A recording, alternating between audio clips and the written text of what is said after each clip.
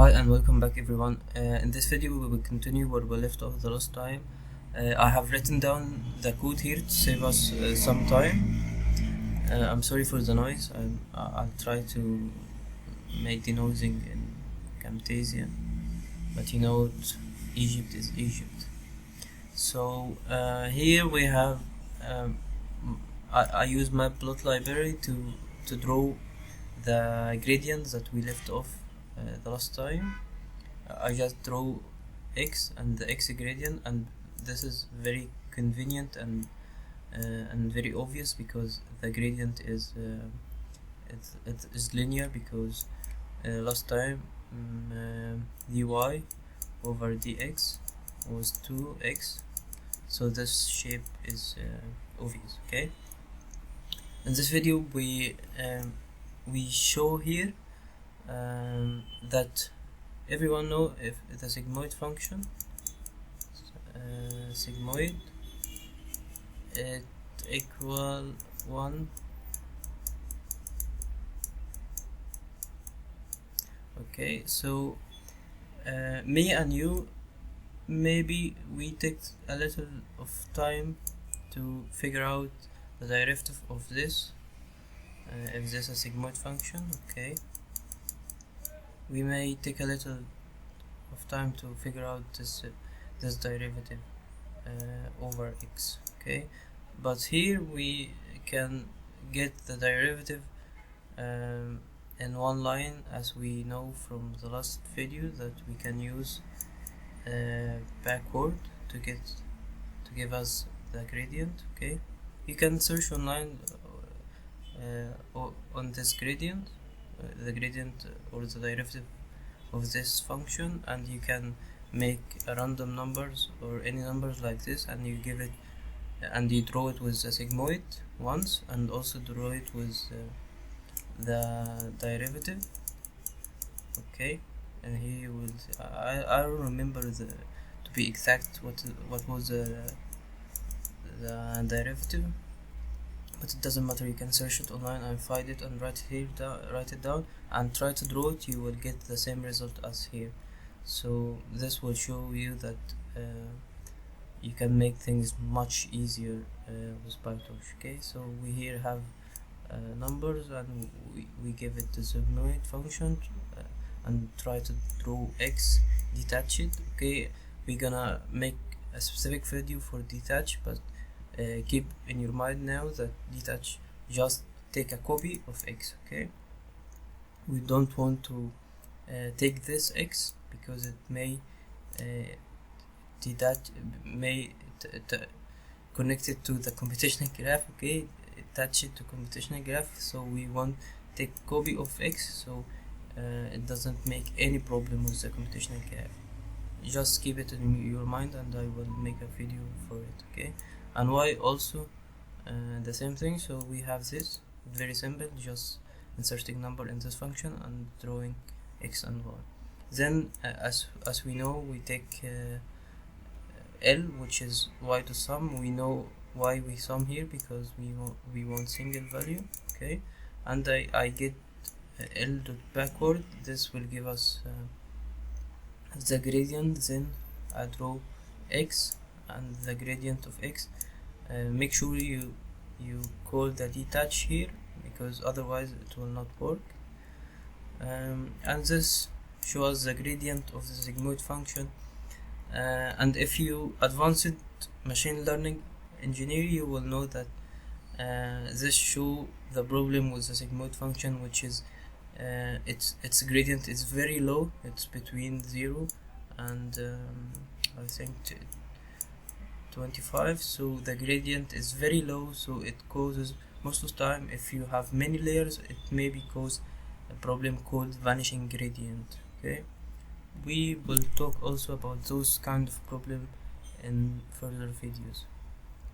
Now let's see how to turn on and turn off gradient. This is very important thing, because you have to know how to turn off and turn on gradient. So you maybe want your neural network to learn different variable. For example, you input an image, okay, and you want to learn how to change the weight to predict this image correctly, okay, and in the same time you want to learn, while you're learning the weights of the weights of network to make classification of this image, you want to learn another parameter, let's say flag, okay.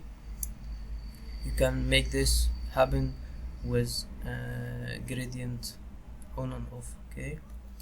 You just insert this variable inside the neural network and you just make a very simple modification, which is turning on his gradient, okay. So here we will show you how to turn off gradient. By turning off gradient, this means I don't want this parameter to be learnable, so I don't want the neural network to output me this variable or learn this variable, okay. Let's give an example. If we have y equal let's say mx plus b, maybe sometimes we want to ignore b, okay, and only learn m. In this case we will make the required gradient for b equal false, so we will only learn m that give us this linear function, okay. The same goes with polynomial functions. We here just talk about how to turn off and turn on gradient. With time you will use this information by building the intuition. In this video you will know those information when you start using them, okay. So don't worry if you don't get what I'm writing down here. So here in A we make two examples. B have a function which is 5 plus a, and we draw it. We will have here required gradient equal true, and the gradient function is addition. But here if we make the gradient false of this, okay, we will have the tensor of b2 without any gradient function, so it will not be learnable. The a in this case we will not be learnable at all, so it will not change during updating of weight, okay. Here another example. If you want to turn off the gradient with a different way, you can just use this with and no gradient, okay, and doing whatever you want here with c. So c equal a plus b, so here a and b will not be learnable. So you will got here if we print c, it will be learnable, okay, but if here in c2 it's not learnable, so no back propagation gradient function here. And in this example here we have a back propagation which is multiplication, as you see here. In the last one, and it commonly used torch with no gradient, okay. Let me place a note here.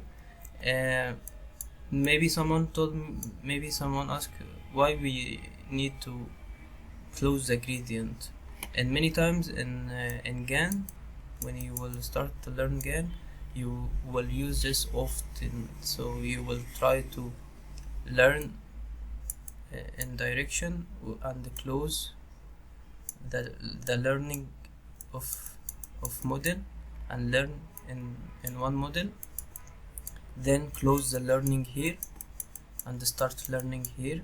So you will use this very often in GANs, okay. So keep it in your mind and try to build intuition. And last step,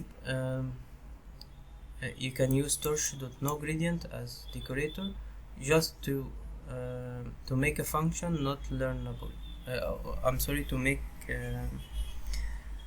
a function that you don't have access to it, okay.